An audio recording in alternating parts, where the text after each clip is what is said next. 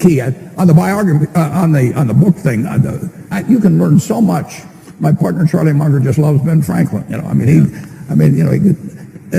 You can learn from other people and their mistakes, and I find biography is my favorite. I only should expect to make money in things that I understand. And when I say understand, I don't mean understand, what the product does or anything like that.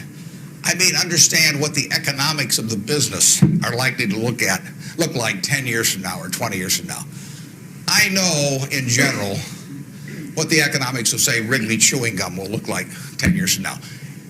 The internet isn't going to change the way people chew gum. It isn't going to change which gum they chew. If you own the chewing gum market in a big way, and you've got Double Mint and Spearmint and Juicy Fruit, those brands will be there 10 years from now. So I can't pinpoint exactly what the numbers are going to look like on Wrigley, but I'm not going to be way off if I try to look forward on something like that. Evaluating that company is within what I call my circle of competence. I understand what they do, I understand the economics of it, I understand the competitive aspects of the business. Wherever number 3 is. Hi, my name is Matthew Mann. I'm a first year at Columbia Business School. Both of you had a moment where you went out on your own. And I guess my question would be, if you were to do it all over again, you're in our shoes, what industry would that be in? Where would you start your own business today?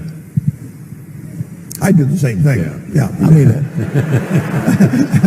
For one thing, I'd be a failure at anything else probably. I'm not going to. No, I had fun when I was in my 20s, my 30s. Now I'm 86. I'm having fun. And so I advise students as much as possible, look for the job that you would take if you didn't need a job. Don't sleepwalk through life, and don't say it's all going to be great.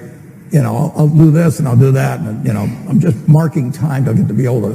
As I've told people, that's like saving up sex for your old age. It just is not it is not a good idea. Yeah.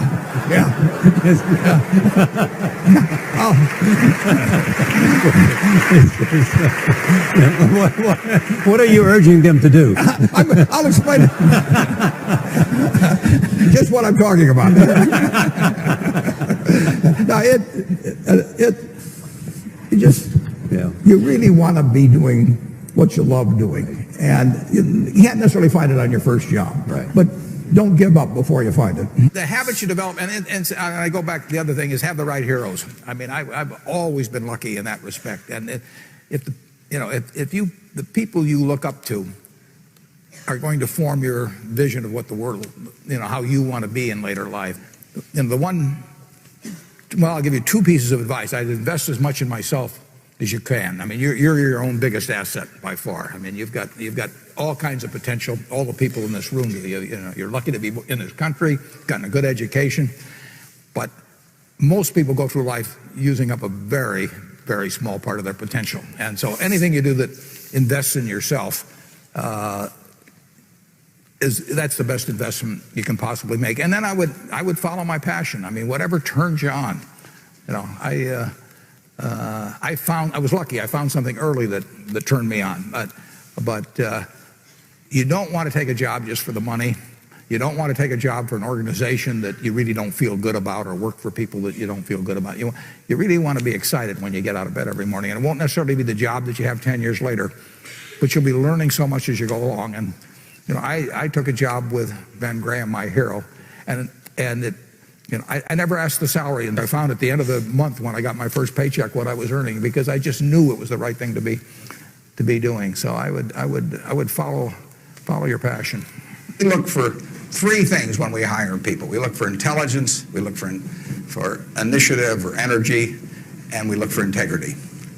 And if they don't have the latter, the first 2 will kill you. Because if you're going to get somebody without integrity, you want them lazy and dumb. You don't want them smart and energetic. So it's that 3rd quality, but everything about that quality is your choice. You can't change the way you are wired much, but you can change a lot of what you do with that wiring. And it's the habits that you generate now on those qualities, or those negative qualities. The person who always, claims credit for things they didn't do, that always cuts corners, that you can't count on. In the end, those are habit patterns. And the time to form the right habits is when you're your age. I mean, it doesn't do me much good to get golf lessons now. If I'd gotten golf lessons when I was your age, I might be a decent golfer. But someone once said the chains of habit are too light to be felt until they're too heavy to be broken.